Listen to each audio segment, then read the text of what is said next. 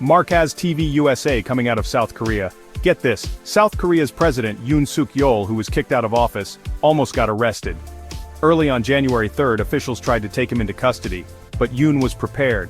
He had a huge group, like 200 security guards and soldiers, forming a human wall to protect him.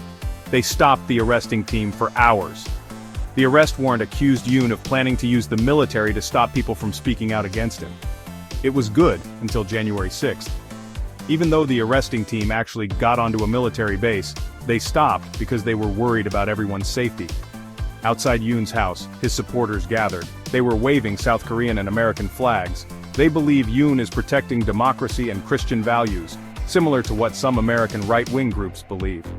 Yoon's lawyers say the arrest warrant is bogus, completely not legal. But the people who want him out of office say everyone involved in stopping the arrest needs to be held responsible.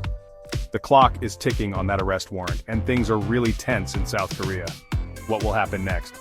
Stay tuned for more updates on this developing story. Don't forget to like and subscribe to stay up to date.